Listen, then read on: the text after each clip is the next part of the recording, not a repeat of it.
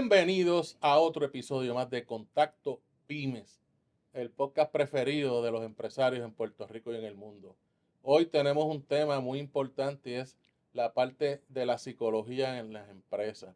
Y nos acompaña lo mejor que tiene este podcast, nuestro psicólogo residente, el doctor Javier Morales, y su compañera, colega, la psicóloga industrial organizacional, Jenny Peralta. Saludos a ambos. Gracias, Néstor, nuevamente por la invitación. Gracias por invitarme. Bienvenido de nuevo y bienvenido, Jenny. Primera vez, yo espero que no sea la última. Ojalá. Aquí se goza, ¿verdad, Javier? Sí, señor, sí, señor. Para que los que llevan viendo este podcast, fue el primer invitado en nuestro primer podcast cuando estamos en tipo audio solamente. Así es. Bienvenido. Y vamos a hablar del tema de la psicología industrial en las empresas y sus diferentes ramas. Tú eres psicólogo industrial forense, eres psicólogo industrial organizacional, misma base, diferentes especialidades. Jenny, que vas a ser la primera, Lady First. ¿Cómo se aplica la psicología industrial organizacional dentro de las empresas? ¿Qué es eso? Bueno, muchísimas gracias por la invitación. Encantadísima de estar aquí. Un psicólogo industrial es básicamente un científico que tienes dentro de la empresa que va a optimizar ese comportamiento del equipo de trabajo. Así que es importantísima la psicología industrial para cualquier tipo de empresa, incluyendo los tamaños, porque hablamos de pequeñas empresas, de grandes empresas, pero también las pequeñas pueden contar con este servicio en todo momento. Okay. ¿Tiene una diferencia con la parte de psicología clínica? Sí. No es lo mismo. Javier, ¿cómo entonces unimos la parte forense, psicología forense, al área empresarial? Muy bien. Rapidito en ese tema, a lo que dice Jenny, en varias investigaciones que hice en un momento dado, la percepción del psicólogo industrial en las organizaciones pues, estaba dirigida a grandes empresas, farmacéuticas, grandes empresas, sobre este servicio. Y ahí identifiqué que las pequeñas empresas o medianas empresas no conocían sobre los servicios de la psicología industrial en las organizaciones, ¿verdad? La importancia del elemento conductual y la diferencia en el área clínica. En mi caso, ¿verdad? Por eso es que la compañera va a estar dando apoyo en nuestra organización en ese tema de liderazgo, en ese tema de cultura organizacional, etcétera. Porque ya la gente sabe que yo lo que me dedico es en el tema forense o de psicología legal, jurídica, ¿verdad? Un concepto que yo desarrollé, que ya es el análisis de las conductas antisociales o psicopáticas dentro de la organización, ¿verdad? La gente que no sigue las reglas. Esa es, en materia, lo que yo manejo y trabajo. Entonces la compañera pues va a trabajar ese liderazgo, ¿verdad? Y ese enfoque de las personas que sí siguen las reglas, ¿verdad? Okay. O sea, que están desarrollando una empresa en conjunto, unos servicios en conjunto como equipo. Sí, básicamente es que yo como psicólogo industrial en un momento dado, hace más de 20 años, estuve trabajando esos distintos temas con distintas organizaciones, pero ya realmente en los últimos 20 y tantos de años, pues yo lo que me he enfocado en ese tema financiero, ¿verdad? Principalmente fraude, corrupción, lavado de dinero. Entonces, ya la temática organizacional, la tema de liderazgo, etcétera, pues lo dejé, ¿verdad?, al lado. Entonces, eso es materia lo que le toca a Jenny. Qué bueno que me hablas de hace 20 y pico de años. O sea, que tú empezaste esto en el siglo pasado. ¿Tú también? No, tú empezaste este siglo. No, para saber. ¿Cómo ustedes compararían no la necesidad, sino el uso que le están dando las empresas a sus servicios hoy versus hace 20 años? Si los llamaban, si llegaban a modo ya de que pasó el problema y ustedes van a apagar el fuego, o los llamaban de manera preventiva. ¿Cómo se compara hoy, 2026, a hace muchos años atrás? Bueno, yo diría que hoy en día, como le comenté, no tengo experiencia en ese tiempo anterior, pero hoy en día O sea, que eres más joven. Estás diciendo que eres más joven que Javier. ¿Está bien? Te entendemos. No tiene canas. Bueno, pues En el tiempo anterior no se hablaba de salud emocional y hoy en día las pequeñas y grandes empresas se están enfocando en eso, en la salud emocional. ¿Qué es lo que está pasando con mi equipo de trabajo? ¿A dónde se está dirigiendo? ¿Por qué vienen con actitudes? ¿De dónde salen esas actitudes? Hablamos de satisfacción y hablamos de satisfacción y se me fue la palabra. Pero hay una comparación entre un término y el otro, sería la motivación, pero Motivación. hay una comparación entre un término y el otro y lo están confundiendo. La motivación nace de lo que te da el empresario, la satisfacción nace de eso que viene de ti, que viene de tu casa. O sea, te sientas en la sala de tu casa, conoces tus debilidades, tus fuertes, lo que necesitas, lo que realmente te hace falta y lo llevas a la empresa. Al venir ya con esa necesidad, vienes con una actitud y predispuesto a la empresa, atacando a tus compañeros de trabajo. Así que la salud mental es un tema que hoy en día se está trabajando mucho, que no se trabajaba antes. Eso es importante. Y siguiendo esa línea, cuando la empresa te contrata, ¿cuál es el problema más común, los 2, 3 problemas más comunes por lo que te contratan o luego que tú haces la evaluación y dices, tú tienes estos problemas, lo más común? La productividad. La productividad es muy común. Otro punto común es eso, el canal de comunicación, la comunicación efectiva. No se están desarrollando esos canales de comunicación y eso es básicamente porque el líder o jefe no conoce a sus empleados. Incluso llegan a la empresa y no se conocen ellos mismos, no saben cómo aprenden, no saben cómo comunicarse, no saben nombrar sus emociones. Y me parece que el tema del trabajo remoto complica esto de una manera increíble. Y eso también, disculpa, me trae resistencia al cambio. Empleados que tienen muchísimo tiempo en la empresa, de repente le trae la digitalización, la movilización que hay tan grande hoy en día de trabajos remotos y no se acostumbran. Entonces, tienes empleados eficientes que conocen la empresa, pero no están dispuestos a dar ese paso, a cambiar, a adaptarse a ese nuevo cambio. Eso también es un problema que trae mucho. Así que hay empresas perdiendo empleados buenos, capaces, porque no se adaptan. Y les pregunto a ambos, normalmente las pequeñas empresas no tienen un departamento estructurado de recursos humanos. Entonces, ¿cómo este jefe o gerente, verdad, que está lidiando directo con la empleomanía, cómo identifica que tiene un problema? O sea, ¿ustedes trabajan primero con el jefe o van directo a los empleados? ¿Cómo es la dinámica cuando llegan a la empresa a apagar fuego o quizás evaluación? Bueno, rapidito. En general, antes de llegar a la organización, como individuo y como sociedad, que ese es el reflejo que vamos a ver en la organización, la gente no le da importancia a la salud mental, lo que está diciendo Jenny, ¿verdad? Entonces, es ese elemento salubrista dentro de la organización. Pero como lo que dije, en el sentido individual, como dicen los 12 pasos de las adicciones, lo primero es la aceptación. Entonces, el dirigente, el líder, el empresario, tiene que entender, ¿verdad?, su problema individual para luego pues, manejar los problemas que están en esa sociedad que se llama empresa, ¿verdad? Porque manejamos... Una comunidad. Es una comunidad. Entonces, es entender eso. Y un ejemplo, me encuentro con un amigo ayer que estudió conmigo y me está diciendo que un momento dado trabajo con otro amigo. Y vamos a la salud mental. Me dijo, estuve 3 meses con él. Porque le gritaba a los empleados. O sea, la actitud agresiva normal de él en su empresa, que habían como 6 o 7 empleados, está este amigo que estudiamos todos juntos. Él decía, no, yo no podía trabajar con él porque él le gritaba a la gente, los insultaba, pero como si fuera buenos días. O sea, esa era la naturaleza. Y él dice, o sea, yo no podía con eso y me fui, me sigue. Y qué bueno que trae ese problema o esa situación, liderazgo. ¿Cuántas veces el problema es el líder? Y cuando tú identificas que el problema es el líder, ¿cómo haces ese onboarding y decirle, mira, el problema eres tú para que no se ponga a la defensiva? Porque obviamente me estás diciendo que yo soy el problema y a veces no gusta mucho. ¿Cómo trabajas con eso? Lo primero que yo hago es, ya lo he hecho anteriormente. Ajá. O sea que Sí. hay muchos líderes Hay problemáticos, muchos líderes tóxicos. problemáticos. Ok.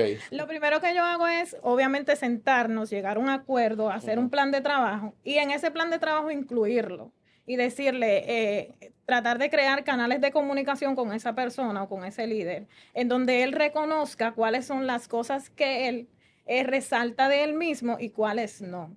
Entonces, ahí él va a entender en qué funciono y en qué no. Así que mi equipo de trabajo lo va a empezar a ver a él de otra forma diferente, porque vamos a trabajar ese canal de comunicación con él mismo, conociéndose a sí mismo, que fue lo que dije primero, y ya luego entonces va a entender a los demás. Un ejemplo que yo siempre utilizo con ellos es el modo de aprendizaje. ¿Cómo aprendes tú? Ajá. Entonces él me dice, bueno, soy auditivo o soy auditiva. Ok, eres auditiva. ¿Y tú sabes cómo aprende tu equipo? No. Pues entonces no puedes caer en el tú no me entiendes, porque tú no estás mirando cómo ellos están aprendiendo. Tú estás tirando la información y ellos no la están captando. Porque si yo aprendo con imágenes y tú aprendes de manera auditiva, yo tengo que ponerme en tus zapatos y enseñarte con imágenes. Sí. Así que aprender a abrir esos canales de comunicación y tratar de que él se conozca primero él mismo o ella misma. Me gusta que toques ese tema de cómo tú aprendes, pues uno como educador a veces comete el error de enseñar basado en lo que yo sé. Exacto. O en cómo yo aprendo. Entonces se nos olvida, a veces el que sabe mucho se le olvida cómo es cuando no sabía. Exacto. Y eso es un problema súper malo, que es mío. O sea, es de la persona, no es del grupo que me está leyendo. No, correcto. Eso que me estás hablando, ¿cómo lo podemos implementar de una manera rápida, un quick win, en una pyme que todos sabemos que lo primero que te van a decir, no tengo mucho dinero para esto? O sea, ¿es un proceso costoso o hay pasos que podemos hacer quizás más, no me gusta llamar económico porque ponerle valor al negocio, esa parte del empleado, pues es difícil porque eso es lo más, para mí, lo más valioso. Pero una forma rápida, de poca inversión monetaria, que podamos hacer para que una pyme diga, oye, eso me gusta, eso yo lo puedo hacer. ¿Cómo? Claro que sí. Es simplemente sentarte y hacer un autoanálisis y decir, bueno, tengo que tener empatía con los demás, pero yo también tengo mis ideales y mi línea de pensamiento. ¿Cómo aprendo? Hazte esa pregunta, ¿cómo aprendo yo? Ok, a mí me gusta aprender, vuelvo y repito, por ejemplo, el aprendizaje kinestésico es el aprendizaje que es a través de la experiencia, yo siempre pongo ese ejemplo. Este aprendizaje es el empleado que se acerca a ti, tú le das instrucciones y no absorbe la información de manera auditiva, sin embargo te dice, después que tú terminas de explicarle, hazlo una vez conmigo. Mira, te lo está diciendo porque necesita pasar por ese canal de aprendizaje. Así que siéntate, analiza, piensa cómo tú aprendes y pues esta información la encuentras fácil en las redes, incluso en Google, donde necesites buscar, informarte e investigar. ¿Cómo aprenden los demás? Hay 3 modos de aprendizaje. Bueno, hay muchas formas de aprender, pero estos son los canales principales que se estudian, que es el kinestésico, el auditivo y el visual. Si a ti te gustan las imágenes, aprendes de manera visual. Si a ti te gusta escuchar, aprende de manera auditiva. Si lo que te gusta es pasar por la experiencia, aprende de manera kinestésica. ¿Y qué vas a hacer? Siéntate con tu equipo de trabajo y practica esa forma de enseñar. No te vas a sentir cómodo porque no es tu área. O sea, no es tu forma cómoda de aprender. Es resaltar ese modo de aprendizaje que te ha traído a ti a lo que tú eres hoy en día. Es que se nos hace difícil pedir ayuda. Se hace muy difícil. Yo en las conferencias hago esa práctica de convoco la audiencia y hago ese ejercicio de enseñarle a los demás cómo nos enseñan. ¿Y qué vas a hacer? A ti, emprendedor o jefe de pequeñas empresas, coloca a tu equipo por grupos y enséñale no le enseñe de manera simultánea. Auditivos, como ya tú sabes que esa no es tu forma cómoda, si en el caso de que seas visual, siéntate con el grupo auditivo e intenta enseñarle. Utiliza el empleado con el que tú más conectas.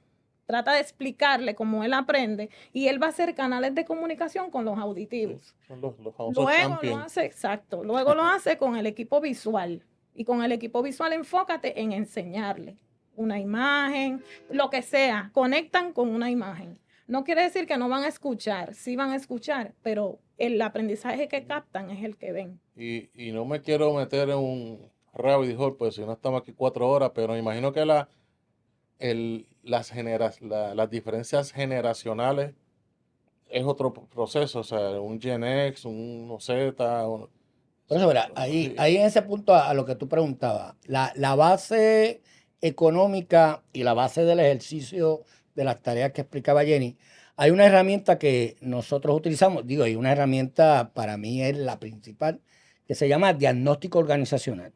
Ajá.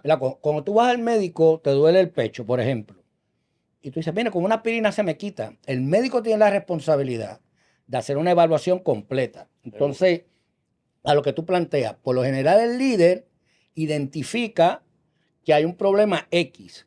Y te lo digo por experiencia, más del 90% lo que tú identificas como problema realmente no es, ¿verdad? Entonces, yo con esa herramienta, ¿verdad?, científica, cualitativa o cuantitativa, voy identificando cuál es la naturaleza del problema con base, con evidencia. Entonces, de ahí vamos canalizando más puntual, como tú dices, bueno, no hay mucha plata para este ejercicio, pero obligatoriamente es lo mismo que el médico. Tú no te vas a ir a operar directamente, ¿verdad? Porque es muy costoso. Pues con ese diagnóstico vamos dando alternativas inmediatas, ¿verdad? A lo que está diciendo Jenny, es una escalada de procesos. Y volvemos, hay que entender la complejidad de tu organización, a la estructura o a lo que tú trabajas. Y por lo general, si son pequeñas, ¿verdad? Y no estás trabajando con químicos, cosas complejas, pues los problemas no son tan complejos, ¿verdad? Se supone. Se supone. Donde sí, ¿verdad? Que la audiencia tiene que entender, volvemos a la autorreflexión, las empresas familiares, y por experiencia, esa es la dinámica y la importancia del diagnóstico, porque trabajan como si estuvieran en una fiesta de Navidad en la casa, ¿verdad? La estructura de diferencial, el que tú eres mi primo, mi hijo, etcétera, dentro de la organización, más del 60 o 70% no lo diferencia, ¿verdad? Pues tú no te puedes sacar de la cabeza de que tú eres mi hijo. Seguro. Pero eso en el negocio es un problema. O sea que, wow, y las pymes aquí, gran por ciento de las pymes es familiar.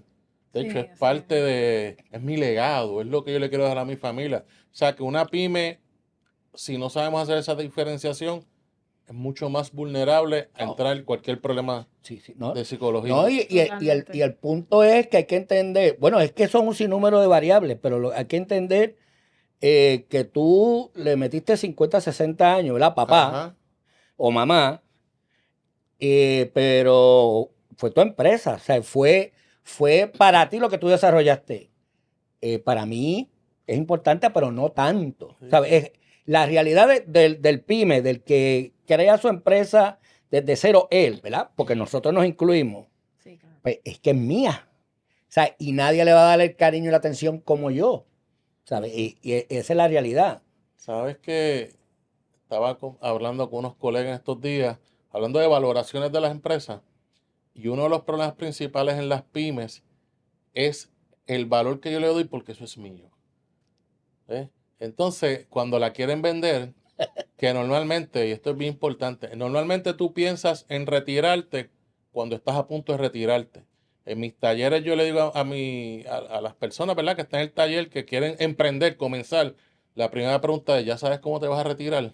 Y se quedan, pero no sé ni cómo voy a empezar. Y yo, bueno, le pasé. Dígame, y me anoto yo también. Porque, sí. Porque ahora me pusiste en un punto. Sí, porque a veces retirarse es un dolor de cabeza cuando debe ser la culminación de un proceso muy bonito. Por ejemplo, necesitaba dinero, hipotequé mi casa para hacer una inversión en el negocio y te fue bien, pero ahora está la casa hipotecada. Si este negocio salgo de él, se cae, ¿qué pasa?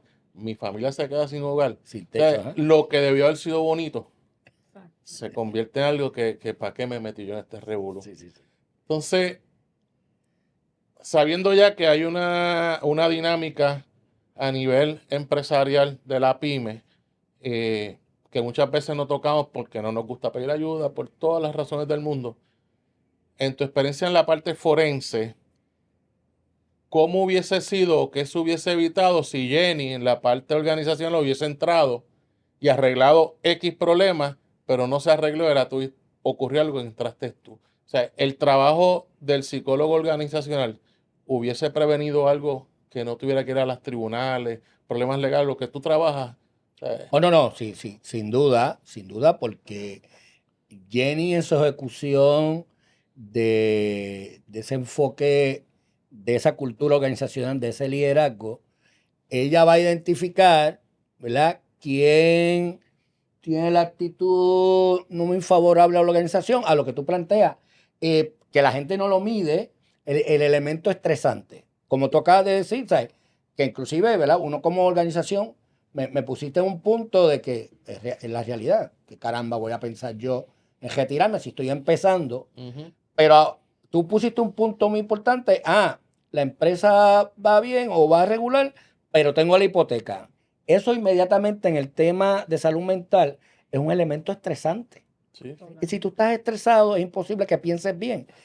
Y eso se va a reflejar físicamente. Y entonces, cosas tan tontas como esa, que en muchas ocasiones la gente en el sobrevivir la intención, pues vienen con estas conductas inadecuadas, ¿verdad? De manipular la finanza, de robar, etcétera, por la situación particular, que volvemos en el diagnóstico y en el análisis de esa salud mental de esa organización, ¿verdad? La compañera puede identificar y decir, mira, este tiene estas tendencias, este está molesto con la empresa, papi me obligó a trabajar aquí, yo estoy harto de esto, yo lo que quiero es ser artista, yo lo que quiero es hacer TikTok, bueno, lo que sea, pero no es la realidad en esa organización, ¿verdad? Y volvemos, las pequeñas empresas andan en el día a día en poder proyectar y sobrevivir, y la realidad conductual de las pymes es que pues, tú tienes un producto X y de momento, boom, y de media empresa o pequeña, ¿sabes? Subiste. Sí. Pero por lo general, ¿verdad? Y tú trabajas con eso, se mantiene un estatus de sobrevivir y pasarla bien. Pero, ¿verdad? Con el tema de la luz, ¿verdad? Otras variables, pues es el sub y baja, ¿verdad? Bueno, recientemente fui a un centro comercial ayer, que yo dije, voy a pasear por ahí, hace tiempo no paso por ahí, va a estar gente, por lo general me encuentro gente que uno conoce, vacío. ¿Sabes? Vacío de que los pasillos, 3 o 4 personas en una institución que la gente para pasear se llena. Sí. Entonces uno dice, Día de las Madres, eso va a estar insoportable. Claro. Y tiendas vacías. Que es la situación, ¿verdad? Ahora tú puedes comprarle en línea, etcétera. Entonces, todas esas afectaciones a lo que dice Jenny, pues vienen cambios. Estar ahí ahora, están las tiendas que yo no tengo que visitarte. Entonces, de momento, eso no lo pensaste. Y hay tiendas del 1950 todavía allí. Y yo decía, wow. Sí. Y Pero- no van a cambiar su manera de pensar. Por eso. Sí, esto que estás hablando es importante porque quizás nosotros como empresarios pensamos a 2, 3 años, a bien corto plazo. Entonces, de momento, oye, la empresa echó para adelante, pero la empresa no está lista para echar para adelante. Y vienen los problemas. O sea, normalmente en los primeros años, como estamos todos tan envueltos y qué felices somos, vamos a echar para... No hay problema, es cuando... Entonces te pregunto, Jenny, ¿qué protocolos o qué podemos hacer, implementar a una pyme para que cuando llegue ese momento, que, by the way, para eso es que estamos luchando, qué protocolos podemos implementar para evitar entonces después tener los problemas legales del hostigamiento laboral, de todo lo que ocurre cuando entonces ya yo no estoy contento? Hace un año atrás yo estaba bien contento porque era parte de algo y yo era, pero ya no, ahora me cuesta levantarme para ir a trabajar. O sea, cuando tú te levantas y dices, ay Dios, tengo que llegar, ya yo creo que para mí hay un problema. ¿Qué podemos hacer en una pyme? Pues lo primero es pensar en estructura. Las Ajá. estructuras nos ayudan a entender los procesos y a estar claro en todo paso. Y también optimizar el equipo de trabajo, aunque sea pequeño. Crear canales, como dije, canales de comunicación en donde podamos delegar con tranquilidad. Porque va a llegar el momento en que no vamos a poder hacerlo todo, practicar eso que yo le llamo todología, cuando empezamos una empresa, que Ajá. todo el mundo lo ha hecho. Y un poco estar claros hacia dónde vamos. O sea, en todo momento enfocarnos en lo que queremos, aprender a delegar, también identificar quiénes son esas personas que pueden quedarse en el cargo si yo mañana no estoy. Okay. Y perdona que interrumpa. Recientemente una entrevista al CEO de Nvidia, ¿verdad? El de los chips. De Nvidia, ajá. Nvidia, ¿verdad? Él decía, es mejor tener una silla vacía que tener la persona incorrecta Exacto. en esa silla. Eso es así. Y yo dije, porque a lo que acaba de decir ella, es mucho más dolor de cabeza trabajar con ese ser humano que no está contento, bueno, las distintas situaciones, a que yo, como está vacía, manejo los criterios, etcétera, etcétera, y la importancia que yo dice de delegar. Sí. Hay un concepto que se llama tener tu empresa future ready. Y es, miren, empresario, si su empresa no puede funcionar 2 semanas sin usted estando allí, Exacto. usted no tiene una empresa. Usted tiene un empleo bien pago, tiene algo que pudiera convertirse en una buena empresa, pero si depende de ti, usted es un empleado bien pago. Y muchas personas, ahorita hablaste de la todología, que yo creo que todo lo que yo he dicho se resume en la todología. Si me permites depusarlo en mis escritos. Claro que sí. Oye, a veces el dueño lo hace todo porque si no lo hago yo no lo hace bien. No tengo tiempo de enseñarle a mi empleado para que lo haga, pero lo tengo que hacer yo. Entonces me molesto con el empleado porque no lo sabe hacer, porque no le enseñaste. Exacto. ¿Qué yo puedo hacer como empresario? O sea, es que como dueño, porque es que yo creo que muchas veces el dueño. ¿Qué yo debo hacer como dueño? Mi primer paso, cuando yo digo, yo necesito arreglar esto. ¿Qué es lo primero que yo debo hacer? ¿Qué tú le dirías a ese dueño? Lo sacas de la empresa, vamos a reunirnos en el café, vámonos de aquí, esto es tóxico. Ajá. ¿Qué es lo primero que tú le dices? ¿Cómo tú trabajas con ese dueño? Bueno, vuelvo y repito, Ujú. autoconocerse y trabajar en la misión y la visión de la empresa para entonces crear una cultura organizacional que va a traer una cultura emocional. Porque muchas veces lo que tú dices, tenemos empresas creadas por familia y lo que estamos creando es una familiarización emocional. Ajá. Ese es mi primo, me va a quedar bien. Ese es mi hermano, tiene que hacerlo, lo va a hacer por mí. Sin embargo, no todo el que se acerca a ti viene con el propósito que tú tienes para tu meta. O sea, yo le diría también, aprende a identificar cuándo hay que motivar a una persona para que esté aquí. Por ejemplo, empezar un emprendimiento, que esto lo hablo siempre con los emprendedores. Empezar un emprendimiento significa abrir muchos canales. Seguro. Y es como una caja de Pandora. Estás haciendo cosas que no sabes que tienes que hacerlas para que tu negocio funcione. Sin embargo, el funcionamiento de la empresa no es solamente tuya. Hay que incluir el empleado, hay que incluir incluso los clientes y traer esa productividad que te va a ayudar. Entonces, tú como empresario o como propietario, lo que tienes que hacer es pensar hacia dónde quiero ir.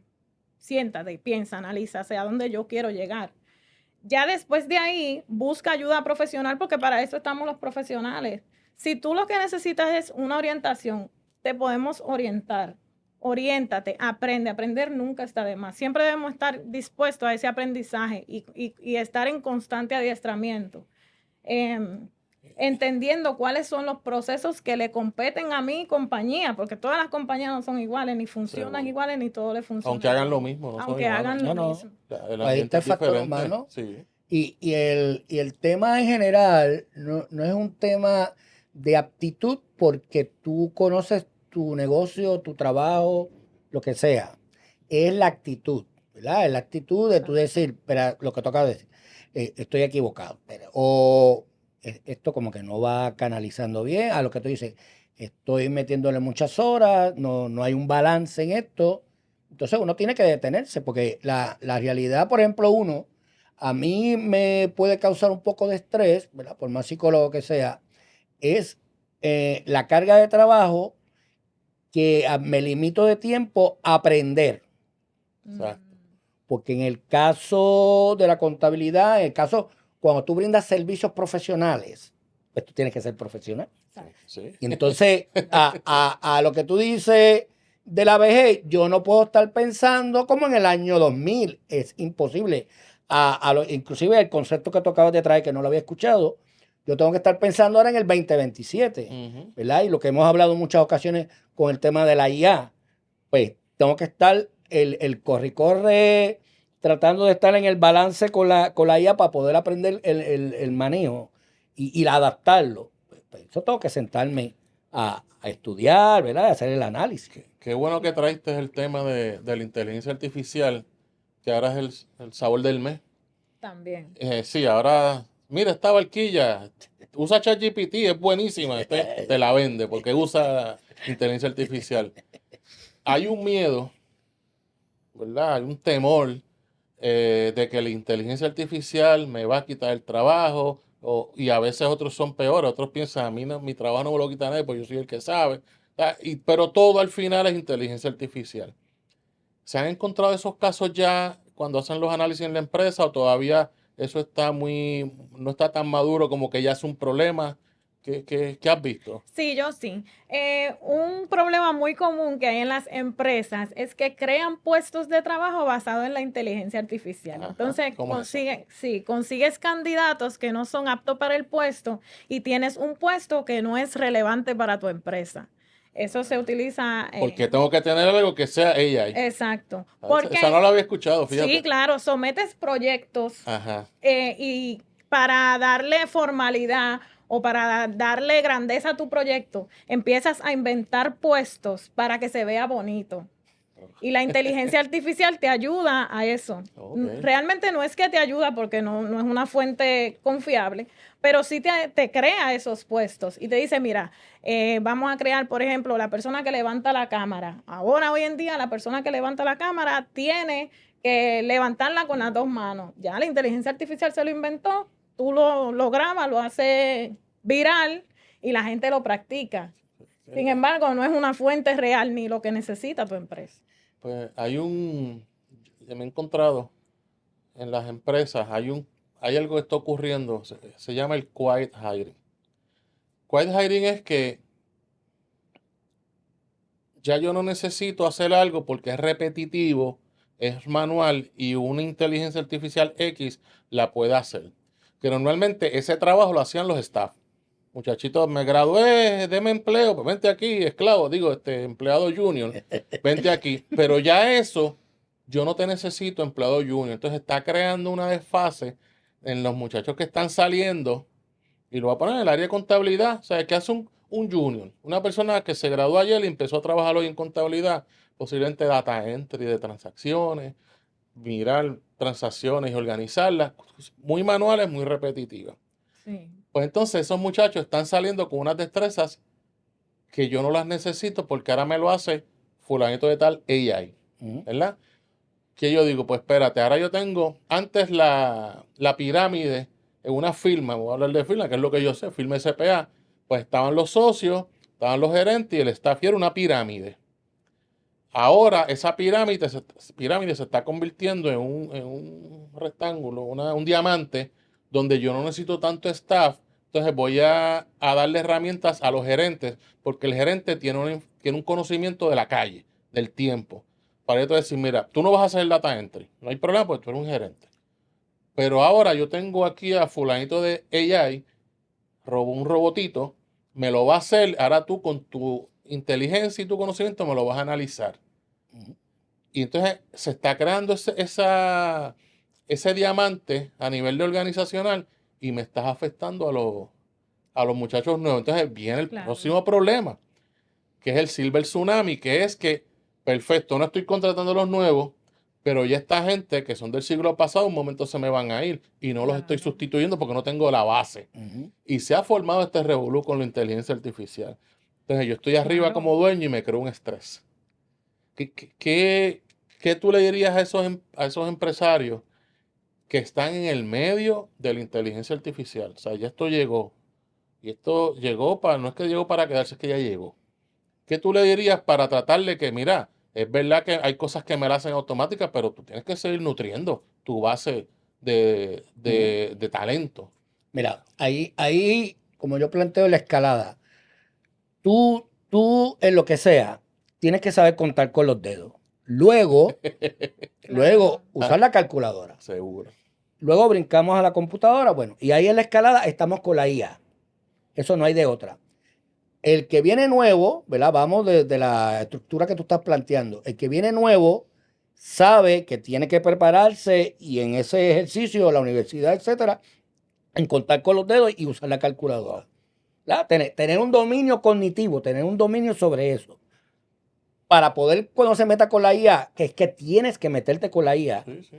ya tener una estructura y darle apoyo a ese gerente y decirle al gerente, bueno, yo sí sé de la IA, antes yo era data entry, ahora yo manejo los agentes de la IA y te puedo dar apoyo para que tú seas gerencial, ¿verdad? Seguro. Entonces, es básicamente una herramienta, ¿verdad? Antes era Yahoo, pues ahora es Google, ¿sabes? Es una herramienta que nos obliga a entrar sobre eso, ¿verdad? Cuando uno ve la dinámica de la historia de las mujeres que estaban en la NASA, ¿verdad? Pues es el mismo ejercicio. Llegó la computadora, ya no nos necesitan a nosotros, pues nosotros somos las matemáticas, pues entonces yo voy a aprender cómo funciona esa cosa que se llama computadora, cómo se arregla, cómo se le meten los datos, etcétera. Entonces, la realidad ahora es que estuve hablando sobre eso, es el área cognitiva de la IA. Recordemos, la IA es un muchachito, un bebé con mucha información. Te toca a ti darle las instrucciones específicas para que esa información se convierta en algo. Pero usted tiene que tener conocimiento previo para poder darle función a eso. Entonces, el proceso tan acelerado de la IA es lo que nos obliga a estar en esa velocidad aprendiendo sobre eso. Claro. Y entonces, la problemática que traen los estudiosos es que está manipulando. Si tú le hablas bonito, como dice la compañera, mira, pues te creo 4 puestos. No los necesitas, pero como a ti te hace feliz, pues yo te creo 4 puestos. Y tú estás en choque, yo he pasado con eso, tú estás en choque en la transmisión de los prompts, ¿verdad? En la comunicación con ella, y ella puede sentir que no hay mucho agrado en esa comunicación y empieza a fallar.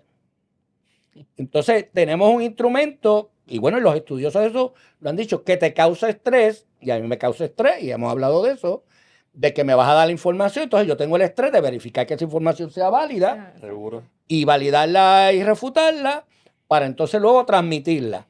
Entonces ahí es como que, espérate, el asistente comete ciertos errores, pero yo psicológicamente estoy estresado porque no confío en ti. Yo creo que la academia tiene un reto. Porque me parece que estamos todavía educando a estos muchachos en el data entry, en el debito. Estoy hablando con tarea porque me gusta. Pero estamos educándolos para seguir haciendo las mismas cosas manuales. Y como después que tú entres a ese trabajo como un junior, vas a aprender, pues la experiencia te la da on the job training. A mí me parece que hay que hacer un pequeño cambio. Sí es importante tú entender cómo le entra el agua al coco, claro, pero tienes que desarrollar otras competencias de análisis de información, de qué pasa, por qué este número es 10 y debió haber sido 20 o debió haber sido 5. Y ahí es que las universidades, la academia tiene que hacer un cambio para mí. Hay una broma en las redes que para tú tener éxito en la vida tienes que saber inglés y Excel. A mí nadie me enseñó Excel. Vas con el tutorial jugando y aprendiste. ¿Verdad? Pues porque no hay de otra. Pues claro, ya cuando vas jugando con la fórmula, buscas un poquito más de información. Y es lo que tú acabas de plantear. ¿Sabes? Ahora, la universidad, en el caso de contabilidad y de manejo, de presupuesto, etcétera, pues la universidad no me puede estar diciendo, usa los dedos y la calculadora. Sí, eso es la filosofía de la clase de un día. Seguro. ¿Verdad? Ahora te voy a enseñar un poquito de Excel, pero cómo el Excel se maneja con la IA. Porque es que no hay de otra. No hay de otra. No hay de otra. O te toca a ti, ¿verdad? Lo que hemos venido haciendo, estar empapado para poder competir con lo que viene. Así es. Ahorita cuando hablaste de la gente que creaba ese trabajo, esa nueva posición de IA, hay un concepto, se llama AI washing. Yo te envié los otros días unos casos Ajá. de mal uso de la IA. Sí, sí, buenísimo. Ok, buenísimo. esos casos salen, yo estuve dando una presentación en un foro de planificación financiera y lo que a mí me tocó, dije, ¿qué yo puedo llevar que es interesante? Pero todo el mundo sabe que la IA. Pues me puse a buscar casos de empresas, no empresitas, empresas grandes que de alguna manera utilizaban la inteligencia artificial mal. Y había uno que decía, no, ven aquí que yo analizo los datos con inteligencia artificial pura, ¿cierto? Y lo que tenía era 25 personas en algún sitio haciendo las cosas a mano. Y eso se buscaron líos y demanda. Y eso va con lo que estás hablando, de que ahora yo creo este puesto fabuloso, fancy, AI Specialist, bla, bla, bla. Sí, Embuste, es que está ahí y lo que hace es dándole prompt a ChatGPT. exacto. Y no se dan cuenta que eso les puede traer problemas Muchos legales. Primero, Total. el problema es que pierdo la confianza en ti. Eso es uno, Claro. pero eso es apreciación. Y pues pedir la confianza, no uso tu servicio. Pero cuando se convierte a legal, que toca el bolsillo, ahí viene el problema. Proceso. Así que muy interesante lo que está ocurriendo con la inteligencia. No, pero el tema legal, Ajá. volvemos, si tú brindas servicios, ¿verdad? Tu pyme es de brindar servicios. Sí.